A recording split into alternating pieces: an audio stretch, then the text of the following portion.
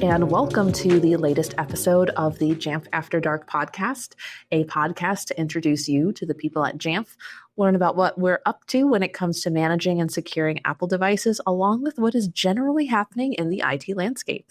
I'm your co-host, Kat Garbis, joined by co-host Sean Rabbitt. Hi, Kat. Nice to see you again. It's been a heck of a year this week, I must say. So it's been a couple of exciting announcements and a couple of exciting trips that I've taken. And, then there's waves and everything else going on in the world. So how have you been? I've been good. Treading water, I think I'll put it. Treading water. Where have you been? Where in the world is Sean Rabbitt these days? Well, I am fresh back from the Google Cloud Next show down in beautiful Las Vegas. So that was a fun time. We were there talking about, of course, how everything is better together with Jamf and Google.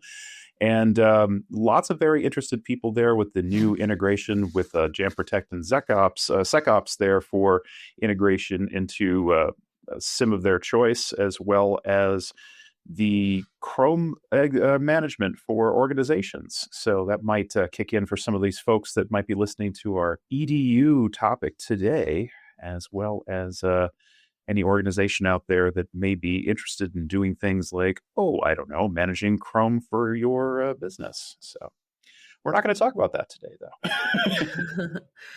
Such a good path into where we're going today. So do you want to introduce our guests, since you kind of teased at it of what we're talking about? We do. We are going to be talking about some of the current education landscape here in the Jamf world. And to help us out, we have John, Emily, and Suraj with us. And would you be so kind as to introduce yourself and what you do and why you're here? John, why don't you go first? All right. Sounds good. Thanks for the introduction. I'm John Wether. I'm the Director of Technology and Information Services at Hopkins Public Schools. We're a suburban school district in the kind of middle suburbs of the Twin Cities area here in Minnesota. Awesome. Thanks for joining us in here. Let's leave the best for last there. Suraj, why don't you go next? With that, I'll keep my introduction short and brief. Welcome back. Hey, everyone. Love it. Hey, good day, everyone. Suraj Mohandas. I am responsible for a few strategy-related functions at Jamf, mainly education strategy globally, and I'm based in Arizona here. So with that, the star of the show, hand it over to Em, according to what Sean said. Sean, flattery will get you everything in this world. My name is McRoberts-Froese, and I serve as a Senior Education Leadership Executive here at Jamf. And I really focus on that end user experience, working closely with Suraj and people in product and developers, and really touching with our customers and hearing what they're needing from the product and how they're using the product with our most valuable customer, and that is kids in the classroom. So love what I do, love being here, get to work with great guys and gals like John, and just thanks for having me. Thanks for being here.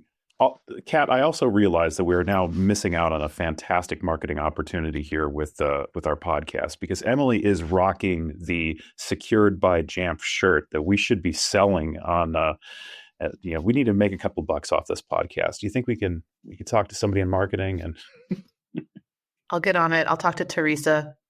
T would be the one to help put it on the store. And also, where'd you get that really cool Secured by Jamf shirt? Because I work here and I've worked here longer than you, and I don't have one. Again, flattery will get you everywhere. So let me work on that for you. Epic. Well, John, first, we're really excited to have you on here. For those of you who don't know, John has done several JNUC talks. He's a customer of ours. And John, I would love for you to just kind of give some, maybe like a verbal highlight reel of some of the ones you've done, or some of the subjects you're passionate about or consider yourself knowledgeable in, for our listeners to get to know you a little better. Yeah, thanks, Kat. Well, I guess from JNUC, first of all, just attending JNUC, I might be one of, I don't know, we were trying to figure this number out last year. I might be down into single digits now as far as the number of people who have attended every JNUC. now. So that's a fun stat, I guess. As far as speaking at JNUCs, I've spoken, I guess, at most of them. Every once in a while, I've taken a year off just for whatever reason, and also, definitely need to leave room for to hear others' voices in the space as well. But certainly, I guess my journey, with speaking at JNUCs has started all the way back from, I think, some of the first talks that I gave were pre, Apple School Manager, pre-managed apps. I did a presentation one year around the work that we did with our finance department to actually make apps to be categorized as consumables. There, when you had to assign an app to a person, and then you assigned it to their personal Apple ID, and then it was gone forever.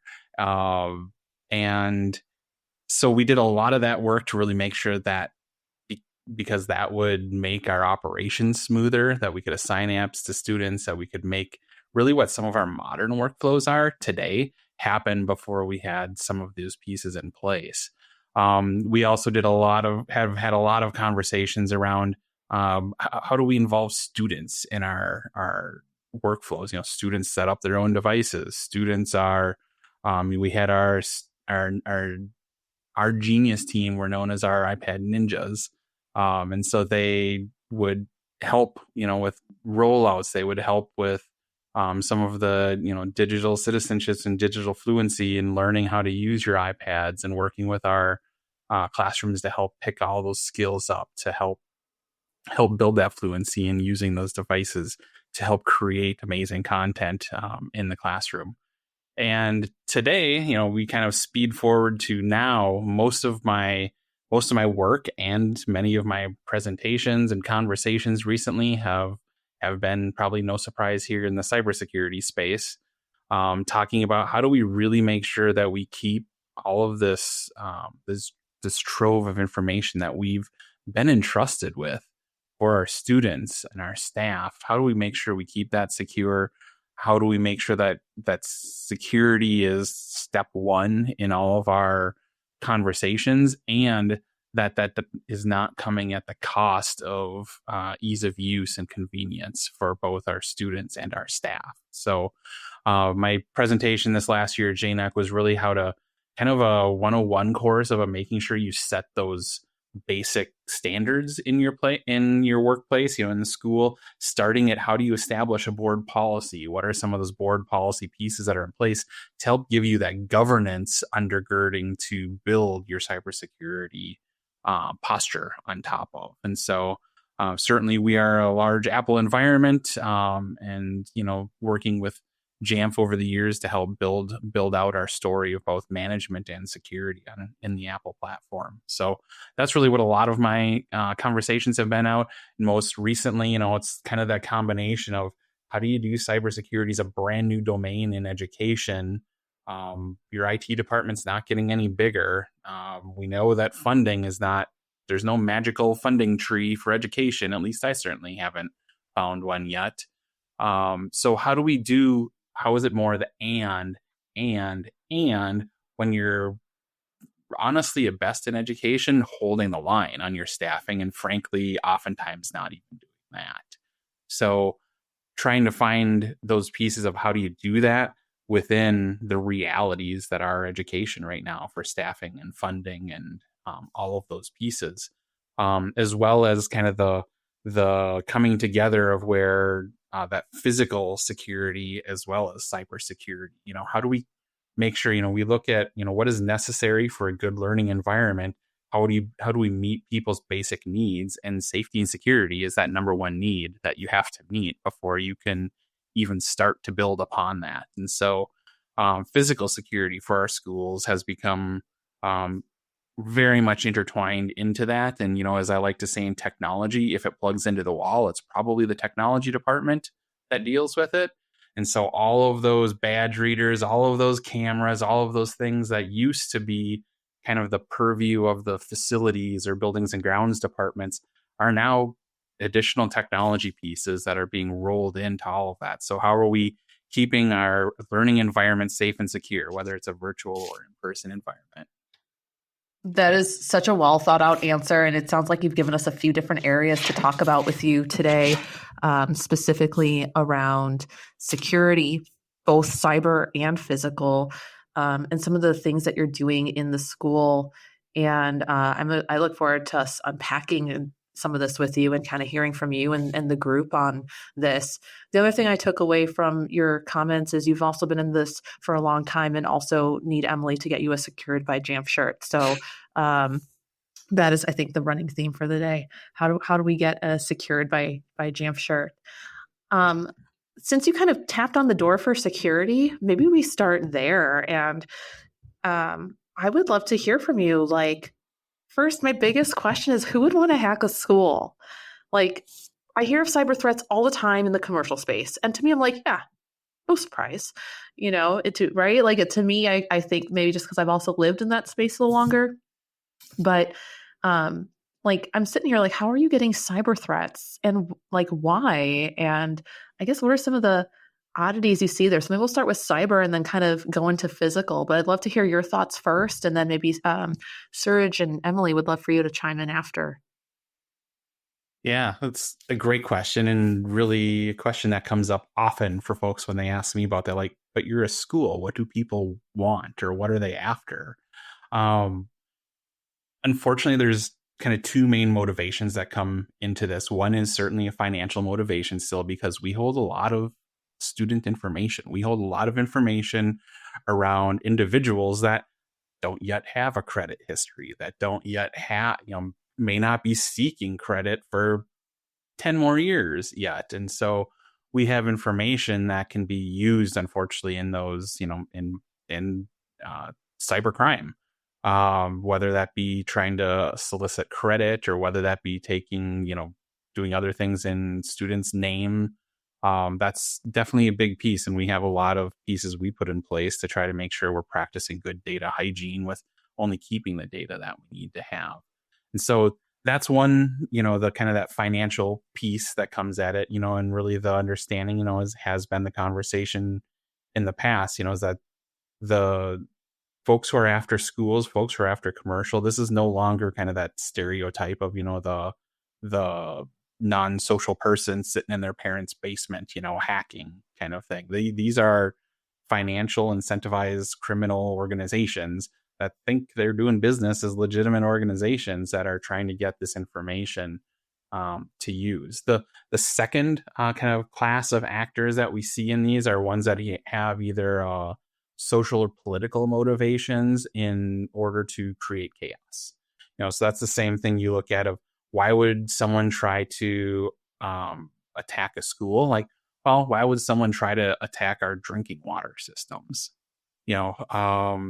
And those, whatever their motivational desires might be, it's about trying to create that social chaos. And they know that can be a big impact. We see schools when something happens and they need to close for days or multiple days, and thinking about the social and economic impact that comes from that happening is significant. And so that's really a lot of those kind of key motivators that we have seen from the cyber side that really bring them to K-12, and why we need to be on our game and defending our data. That makes a little more sense to me, because I've always heard from folks like funding is such a challenge. So I'm just like, usually what I see on the corporate side, they're usually trying to hack or do a cybersecurity attack for money, right? Ransomware, or, pay us this and you get your client data back type of thing. But it sounds like they are attacking schools more to go after the individual information at a younger age, if I heard some of that correctly. That makes a little more sense. Emily, Suraj, I would love to hear from you on kind of what you're seeing, outside of Hopkins, and what you're seeing in the greater EDU landscape, and maybe how we're supporting organizations and trying to thwart some of these cyber attacks, and what we can do to help. Well, just to piggyback on something John mentioned, just really recognizing that education is a business, right? Sometimes it is the largest business in a town or a county or a jurisdiction, that sort of thing. So it's got a high concentration of humans in that space. And so with a high concentration of humans, you've got a lot of personal information that John was alluding to. And I've never been a hacker or a cyber criminal, but I'm going to go where the people are, right? And so if there's a, let's just say, easy target with a school or a school district, that's when you're seeing those attacks on that space. Yeah, in really good points. I don't have a lot to add to what John and Emily have mentioned. I would say the future relevance of data point that John mentioned is so true. If you're looking at where the students are today and what they are going to be going up and become future customers, consumers, like this is one of those stages where they're vulnerable, and it's tough for us to think about it that way. But I think the vulnerability, not just from the stage of life they're in, and I hate to call them the easier targets at this stage because of the lack of funding. I think that is a motivator, and that's what kind of keeps us all up at night and wants us to kind of do the right thing to kind of keep schools secure, students safe.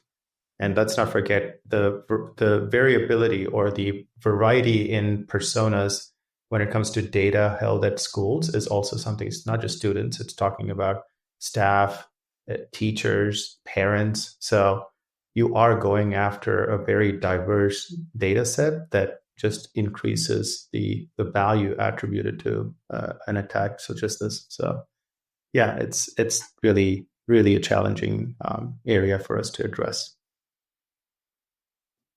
It does seem like we've definitely gone beyond the bored 15-year-old trying to figure out what the Novell password is for the token ring network of the IBM PC juniors that are sitting in the lab. That's not a personal story at all. Absolutely, under no circumstances was my teacher's password her initials that also happened to be her license plate on her car. Just saying for a friend, just throwing that out. But I had a thought and I got lonely and died there, but it really does still come around. The budget keeps coming up over and over again here. So where are we seeing is it a lack of just budget in general in the education space, or where are we missing this? Yeah, John and Suraj, you touched on this just now too. Like, it sounds like there's just a lot of pressure around trying to do a lot with budget constraints. And, you both mentioned security, protecting data, protecting kids, and then that's not exactly free, right? So how are John, I'd love for you to start. Like, how are you seeing this where you're getting this pressure, like we got to do all these things, meet these compliance needs, protect kids' data, protect the school data and district data if it comes down to that, right? We have all these things we need to protect, but then there's pressure around how much money we got to do it. But then if something does go wrong, you're the throat to choke, right? Because maybe we didn't invest in a certain area. So I guess how little or much you want to share, like how are you going about these budget pressures to maintain or enhance security, but also do it with sometimes a shoestring budget? Yeah, and that is at the heart of the difficult nature of this work. The quote that I've used in conversations with our school board, and with community and with others is from Jen Easterly, who is the former director of the Cybersecurity and Infrastructure Security Administration. And she classifies education and healthcare as information rich and resource poor organizations. And when you look at both of those types of organizations, the amount of information we have is substantial. The amount of resource that we have is a constant struggle of how do we make those ends meet. With education, I can speak to the state of Minnesota in that the largest percentage increase we've ever received year over year actually was 2 years ago, with a 3% increase in our basic formula of how we are funded from the state. Well, we look at expenses for things in the world. We know, and we've talked about this publicly as well, that our cost for transportation in the last 5 years has doubled. We used to spend, in 2019, we spent about $5.25 million on transportation. That's just all the buses, all the vans, all, getting kids to and from school. Our budget for this year for transportation was $11.5 million. And so that's a 5-year span. And so look at what that has, the cost for that over 5 years. And we've seen, what licensing looks like for software. We've seen what, the cost of food looks like, feeding our students a healthy breakfast and lunch while they're at school. And and schools are put into this position of needing to pit that type of work against cybersecurity work, and needing to somehow have those two pieces come together so that students feel safe, they have food, they are ready to learn, they have an adult in their life at school that they identify with and can feel comfortable sharing with and learning with. Those are incredibly difficult pieces. In Hopkins, we're very lucky to have great support from our community around funding. We're able to do some local levying of monies directly for technology that many are not able to do. Those, you have to have that local support to do it. We're thankful at Hopkins to have that support from our community. But still, even that's a flat number, that has not changed in 7 years now. Think about what has both our spend as well as kind of our posture in cybersecurity looked like 7 years ago versus today. And it's just the collision of all of those things. I wish I really did have a magic bullet to that, but those are the constant decisions we're trying to do is, what class size versus cybersecurity versus transportation versus counselors to help our students when they're going through a difficult situation and need some help to do that. So these are all of those difficult conversations, all those difficult things that unfortunately do get pitted against each other from at least that budget conversation. How do we do right by students, and how do we find the right blend to make that happen?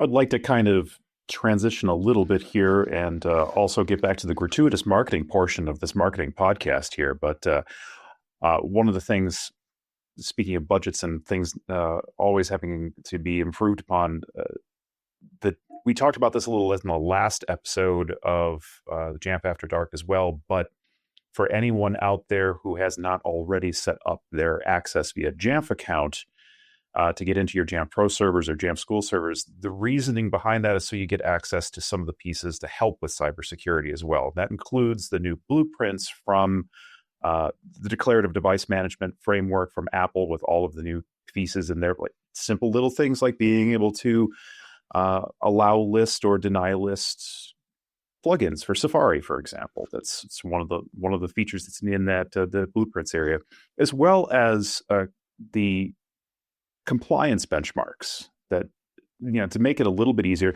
John, like you said, you have to have sort of a baseline of how are we going to establish security on the devices. There's going to be a button, you just press the button and it does CIS level 2, which is good. I'd also like to transition, Suraj and Emily, we just formalized the acquisition of a brand new company, especially in the education space here with Jamf. And I would love to get your perspective on how the artist formerly known as Identity Automation is going to benefit the EDU space and security for education customers, as well as just identity security. Oh, love that intro. Wow. The artist formerly known as they're going to keep that monogram, just to be clear. The artist is retaining the name because they bring so much value to our. We're a Minneapolis company here. We gotta respect our prince back of the city. So maybe what we can ask our marketing friends to do is give it a purple motif, keep it identity automation. That could be a trade-off. But it's so excited, more on the serious side. Jeff and I will start working on the T-shirt, and they'll be available for sale in the next podcast.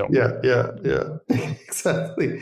I don't know if this is video and audio. This is something I should have asked, but like secure by Jamf, secured by M is probably what you should have on your T-shirt, just to make sure where the source of the T-shirt is. So I'm full of marketing ideas this morning. But speaking about identity automation, starting with why Jamf really went after adding identity automations, products, and skill set to our collective, we had to talk about how for years Jamf has worked to solve for the challenge around bringing cloud identity workflows to Mac OS with Jamf Connect. And we were the first to market when it came to Apple's platforms, single sign-on, PSSO, and enrollment single sign-on, ESSO with Okta as well. So we looked at identity automation as a key component to completing that story when it comes to those workflows, not just for one-to-one, but also shared iPads and iPhones as well. We have always been close and stayed strong in education. This was a natural step in continuing and strengthening our lead in education. We also really saw this as an opportunity to enhance Apple's footprint in education as well, right? That is something that we are committed to doing, and we will always be committed to doing. The other thing that is really important is at the core of it, if it isn't about simplifying work, then we're not continuing our mission. We're not working on our ongoing mission to simplify work. So if you think about those kind of tenets, what you then look at when it comes to identity automation is here's a company whose whole mission is to really go after simplifying identity and access management. And I'll connect it back to security in a little bit here. Their dynamic platform is really powerful and capable, and provides a purpose-built, education-centric, comprehensive identity and access management platform that takes into account the dynamic nature of identity, especially seen in K-12. Now, if you zoom further back, our messaging in K-12 and higher ed, and especially in K-12, is purposeful deployments. You may have heard this messaging before. We talk about it a lot. And what I have come to say is, you can't really set up a purposeful environment for teaching and learning if you don't have a good understanding of who you're creating that experience for. And that who is very clearly tied to the identity. So yes, we are an Apple first, Apple best company, but identity is truly democratized. You don't have to have the ability to say this identity is only specific to Apple. It is truly democratized. It creates device choice. But what we want to know and what we want to kind of work on is make sure that the way we approach and tie in identity with device management and security really kind of creates an end-to-end accountability when it comes to the security delivery, while also making sure the purposeful deployment model that we deliver is based on the identity at the heart of it. So there's so much potential, so much opportunity, and I'd love to hand it over to Em and John to kind of share what their thoughts are, especially John as someone kind of looking at it from a customer point of view, like what gets you excited maybe. Go ahead, Kevin. I see your hands raised. Yeah. Before we hand it over to John, Emily, I just want to kind of get a gut reaction from you because you talk to so many customers. Yeah. I would love to hear from you, like when we made this announcement of, hey, we are going to help with identity. What are some of the things you're hearing that can help with some of the common challenges in the marketplace right now? Like, what are some of the things you're hearing? Can you validate what John is saying? Is he just totally off on the deep end? Like, I would love to kind of get your thoughts, and then we'll turn it back over to John. But I'd love to hear your thoughts real quick. Well, whatever John says is law, so we're just going to go with that. If John speaks, we all listen. But no, there is a lot of validity, and I think one of the biggest exciting things that I'm hearing and that I have an understanding of from being in that instructional space, being that campus leader, being that campus educator, is instructional time. When the device works, when an identity can log into a device and it works, and I have access to my learning tools immediately, no instructional time and learning time is lost. So if we can give that gift back of the access is there, no matter what the identity is logging onto the device, you've gained that valuable time. You get one instructional year to make one annual year of growth, and every minute, every second is valuable and accounted for. The excitement around having a tool and a experience that will allow, I just keep saying identities, educators, teacher, students, that sort of thing, that access is, I can't say enough good things about it. So yes, what John said is very valid. And for our listeners who don't know, what were you in a past life before you were a Jamf employee? Just to kind of add a little bit of context, and like Emily knows what she's talking about. Okay. What did I do in my past life? I was everything from a second grade bilingual teacher on the U.S.-Mexico border to a junior senior English teacher in North Texas. I have my doctorate in school administration, so I have led a middle school campus. I was a middle school administrator for 10 years. So when John was talking about his tech teams and having students like being the worker bees, like that just warms my heart, because that group of kiddos was who I had in my office all the time, good, bad, or indifferent. They were in my office and they were telling me all of the things, and they were telling me and showing me how they hacked into stuff. And it was amazing. But yeah, no, I was a public school educator for over 19 years, teacher, coach, administrator, online, in person, you name it. I've probably done it. So yeah, I hope that gives me a little street cred in this space. And like Emily said, I'll jump in and say yes, from the school side of it, working with students is probably one of the most amazing and humbling parts of your job. Before we talked about cybersecurity every day, we still had the best red team in the business. We have students with a high level of desire to figure stuff out. Like, how can I get into that? Can I get into that? What can I do on the wireless network? What if I plug into that thing on the wall? What then can I do? What does that look like? With that high level of desire and just curiosity, and especially like our middle school students, they maybe don't know where some of those boundaries should be quite yet. So they are trying that stuff, and they're testing those boundaries and keeping folks on their toes. And that's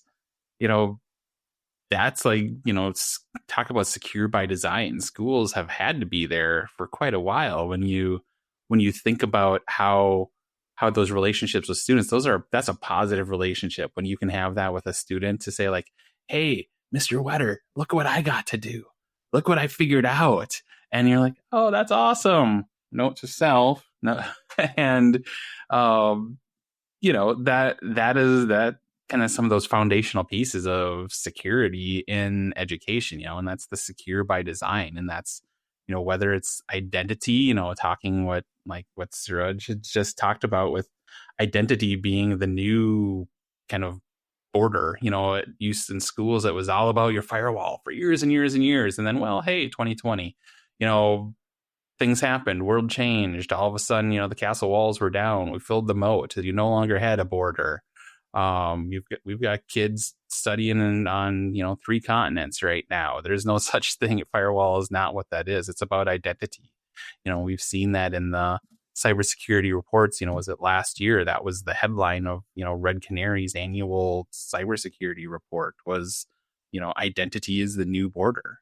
And how do we automate that? How do we make that easy for educators, for students, for technical staff? How do we make it easy and secure? Like anything that moves the work in that area is a win for everybody all the way around. So I'm super excited to see more automation come into identity and what that looks like, and how can we continue to leverage that to make sure that it just works for educators. Because as Emily said, you don't get more time. That's the one thing that none of us can spend more money or do a different thing to make more time in the day. So how are we best utilizing that time when those students and those teachers are together and figuring stuff out and learning collaboratively?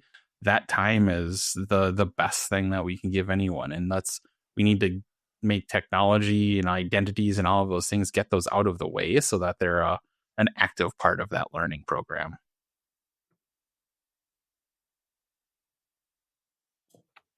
Yeah, John, just responding to what you and Em mentioned, I think we have been really, really pondering on how to get that incremental time savings. And we've been talking about it as two sets of experiences, especially when we're talking about young learners, right? Like one is the sign-in experience, right? Like what does it take for them to get onto the device? How do you kind of make it as seamless as possible? And then the signed-in experience, which is once you're connected, how do you make sure they don't have further disruption in getting to the resources? So as we're putting these companies together and our minds and brains together, it is going to be very influential for customers like you and others to weigh in on how we continue to work on that, because every minute counts. So I just wanted to chime in to say, what a wonderful way to kind of, crystallize it as like, it's all about learning time. It's all about teaching time. No amount of money is going to give us back one minute or 1 second, right? So really appreciate both of you bringing that up. You've heard me say on this podcast many times in the past, you never underestimate the power of a bored 15-year-old teenager. It's always fun there. John, you had mentioned a little bit before about physical security. I'd love to hear a little bit more of your thoughts on that as well. Yeah, and physical security takes a couple different directions or different takes, I guess, on that. One is the kind of the change in what that technology looks like for physical security, again, for protecting our schools, our environments where our students are present, and that really is a technology conversation now more so than it ever has been historically, because everything is connected to your network. Everything is integrated systems, whether that be your digital signage systems that can also display, severe weather information or other physical security issues with the school, that can automatically display and put those pieces, not just the overhead, PA system, but also into those digital platforms as well. There is also the piece of like even just who can get into the building. We had a story a few years ago of a teacher who had retired who was still using their badge and coming in and helping out at a school, like 3 years later. And everybody's like, that's great. We love that they're here and that they're coming and helping. But somebody maybe should take a look at that. And it's like, yeah, definitely somebody should take a look at that. A badge that shouldn't have worked for 3 years and they're coming in and helping out, which is awesome. Let's make sure we have them signed up as a volunteer so that we know that they're in the building should something crazy happen. So that we've got those pieces as well. And that's kind of that probably different mindset where kind of facilities and buildings grounds looks at things over like multi-year periods, whereas technology is every second. You're trying to look at what's happening, what's different, how do we make sure that this is working for everybody. And so there's been that move around technology managing more and more of those systems, which is kind of where we find ourselves today. Technology has taken on, at Hopkins here, has taken on a huge project of really doing a complete transformation in kind of our video and all of those systems in our school district, which we're just about there crossing the finish line on.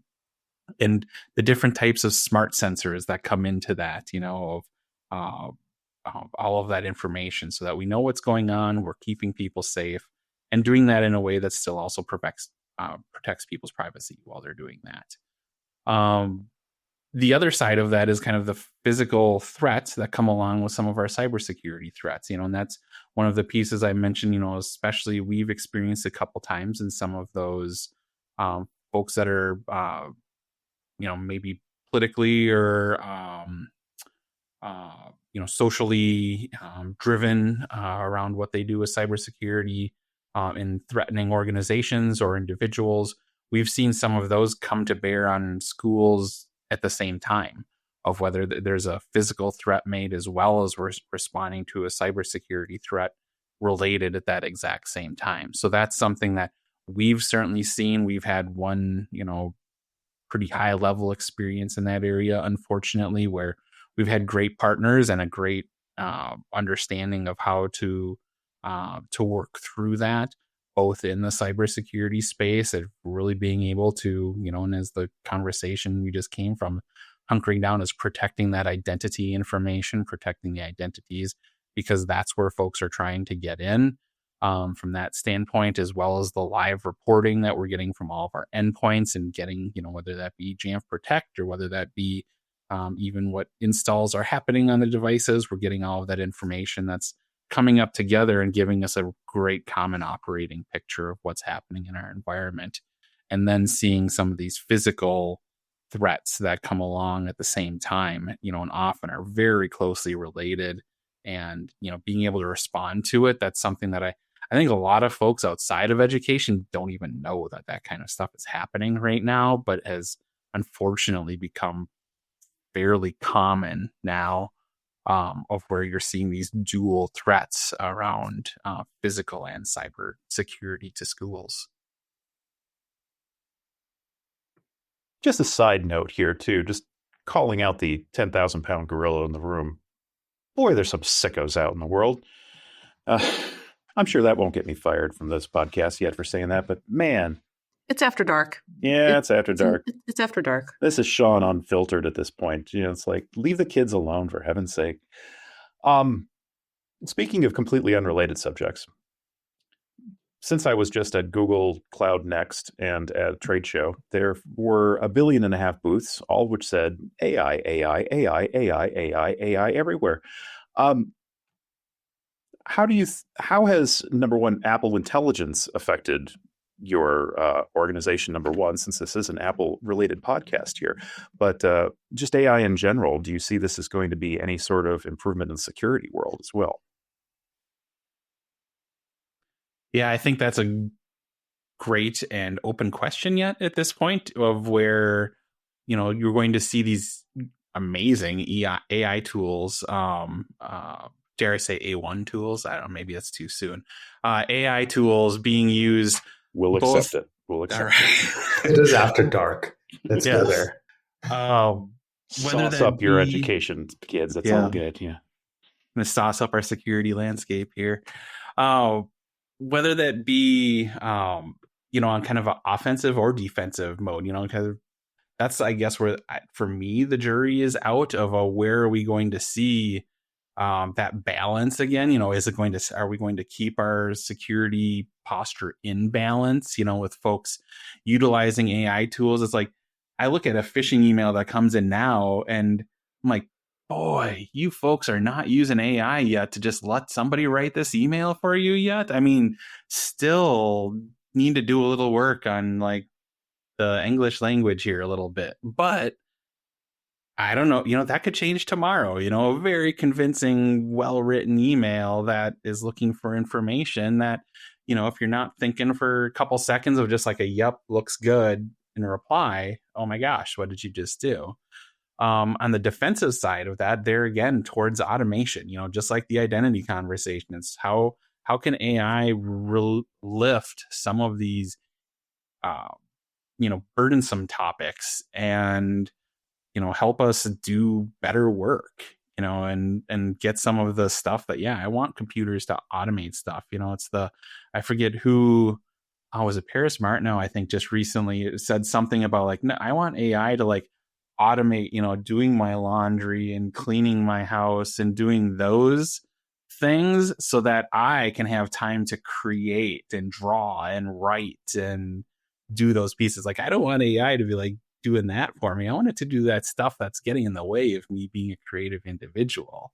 And so that is, I guess where I try to look at the promise of what AI can do and how that can allow humans to do what humans are really good at, and that is create and think outside of a situation and take a different look at it, maybe a contrary view or just something that you wouldn't otherwise have time to. So that's what I hope AI can do. Apple Intelligence, just some of the, it's right now, I'd say, we're kind of in that interesting piece with all AI is, the trust but verify stage, I guess, of AI, of where I love it when it'll just, like my phone will just summarize up my notifications. And it's like, sometimes it's amazing. It's just like, yep, scroll up, done.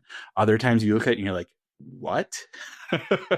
And so, I like every new technology, I think that's where we're still trying to figure it out. We're trying to see, as AI continues to progress here, what that looks like, and the Apple Intelligence models at this point are probably fairly simple. When you start looking at some of the pieces that it can do. But for me, what's super interesting about it is how Apple has implemented that in such a private way. Because when you look at AI, the one thing that and has really slowed my role a little bit on AI is thinking about like, my goodness, there have been some bad privacy policies in some AI tools out there. Like, oh my, some of them have been bad, of like giving the company or any company they may own in the future, unbridled access essentially to any information you give them or any prompts or anything that they give back to you. And you look at that and it's like, whoa. On the flip side of that, you see what Apple Intelligence is doing and what some of these other, more private or enterprise models are doing, of giving access to that data while keeping it into a bottle. So it's respecting your privacy, respecting your creativity at the same time, while it is presenting you things that you maybe wouldn't have thought of. That to me is where I'm super interested in AI, and how do we make sure that we're not, getting more information out into the ether of the internet at the same time that we're utilizing these new tools. I love that answer. And I think it's one of those I'm optimistic, but also cautious approaches, right? Just like with any new thing. And we have a little bit of time left. Suraj, I wanted to get your thoughts on what you're hearing either globally or, from a wider perspective of response to AI in education. And, are you hearing the same things as John? Is there anything you're hearing different that listeners should be aware of? Well, I thought I'll start with a personal story because, I'm only smart because I have smart people around me in my house. And my daughter, the 8th grader, had the opportunity to kind of present at the AI show at ASU GSV. So shout out to her, because connecting it back to like, what would an idle 15-year-old do on the security front? Like, boy, let them unleash them on a set of AI tools in a safe environment. It's amazing, right? Like, so she actually provided some suggestions and guidelines to the educators and the technologists in the room when she spoke. And the first thing she put on there is include middle and high school students in AI decision making. And I just love that. I'm like, I am so proud that she brought up saying, if you want to make this a safe learning environment, include us. Like, we are digital natives. My son, who's 7, is an AI native, right? Like, they're born into a world where this isn't a thing that they have to come up to speed on. It is a thing that is just happening around them. So to me, I just wanted to connect it back to like what I hear at home and what students are probably seeing as a double standard, as like, you can use AI tools for curriculum planning as a teacher in many of these tools, but yet there is hesitation, and rightly so. I don't think it's about giving them every single thought, every single kind of tool, but creating a safe space for experimentation. More on the global side, Kat, a lot of discussions around policy. I think responsible and ethical use of AI is something that comes up a lot in discussions. And every country, every state is going after it in their own way and the best way they know how. And as a technology company, I think there's a lot riding on these technology companies rolling out these tools to think about who is at the other end of that technology tool. And there's a lot of burden on the technology individuals to do the right thing in an ethical way and make sure all the privacy standards are set up right. So I'll connect it back to the one thing that John said is I would love to see more thoughtful rollout of AI tools in the way that Apple is doing. And quite honestly, internally, we are at Jamf. I think that's the right thing to do. Emily, any thoughts on what you're hearing from customers you're working with your street cred on AI? Any initial gut reactions? I think just from this conversation, I want to sign up for the laundry service that is provided through AI. I also want to give incredible kudos to Suraj's daughter. I did go through her presentation the other day, and then I just want to say, like, I have trust issues, so I will dig deep into these AI experiences, and I try to break them. Like my middle school team that I had in my office, I'm trying to figure out how they work, how they don't work, what the impact is on just the world. Obviously, we're focusing on education here, but it's not going away. And I, as of my generation, I want to know what the impact will be. So, I'm just a learner and I'm curious. So I'm just going to keep digging into it and digging deep. It sounds like with AI to be continued. If Terminators don't take over, maybe we all have you back and we all unpack AI when it's a little more baked. John, before I let you go, I just wanted to get some final thoughts on you, like some advice you'd give. You and I had spoken one-on-one. We were talking through this podcast, and would love just a short note because you are using Jamf School. You've been a long-time Jamf user. We're going to say you're a Jamf Pro user. See what I did there? And oftentimes the teachers and some of the beneficiaries of these applications, they're siloed. I would just love like your thoughts on that to anyone listening in where maybe they're in IT, but then you've got people using elements of Jamf separately and they're considered usually siloed. Like, I just want a quick thought from you on that with all of your experience. Yeah, thanks, Kat. And I think the conversation that we just had about AI really comes into that kind of forms into this conversation really well as well, is if you don't have students involved in your work, if you don't have teachers involved in your work and other staff members in the school that are going to see the impacts of this, if those folks aren't in your conversations up front, you are doing IT wrong. You've got to have all of these folks together. Like I have zero patience and zero time for like siloed things. Like if you're not talking across everybody and making sure that folks know what's happening and how are we supporting each other, what does that classroom look like today? What does it need to look like tomorrow? How do we get there together? If those aren't conversations that your technology and your instructional teams are not in like every day or talking about all the time, that is really something that needs to be taken a look at from a leadership standpoint in your schools, because we're not going to see this movement together forward if we're not doing it together.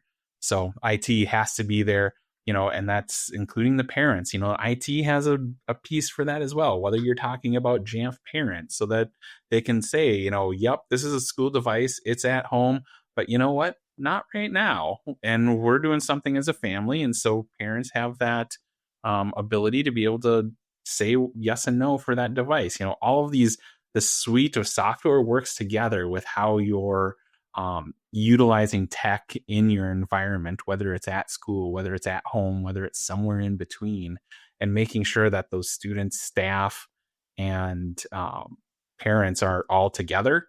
That's what you've got to be doing. John, thank you so much. I really appreciate your sound advice on that and sharing that with our listeners.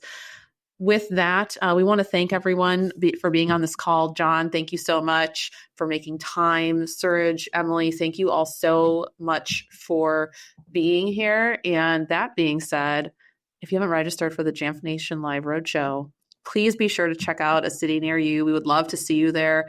Sean, you'll be there, right? I will be at the commercial roadshow events. So I will be in San Francisco, Austin, New York, Boston, and Chicago.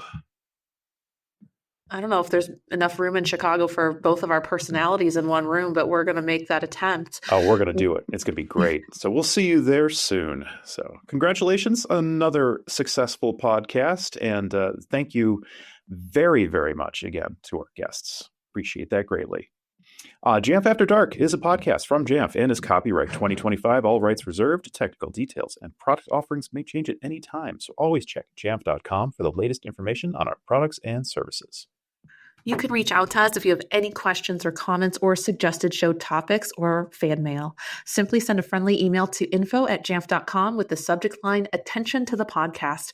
We are also a sponsor of the Mac Admins Foundation, and a whole pile of Jamfs are available on the Mac Admins Slack channel. And of course, if you need support, please visit support.jamf.com to open a ticket and get your technical questions answered.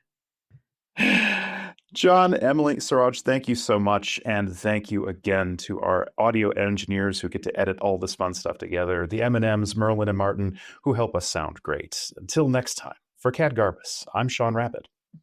And for Sean Rabbitt, I'm Kat Garbis, and we will catch you after dark again. Thank you again for our guests. Good night, good morning, good afternoon, and thank you for listening. Sauce up your AI.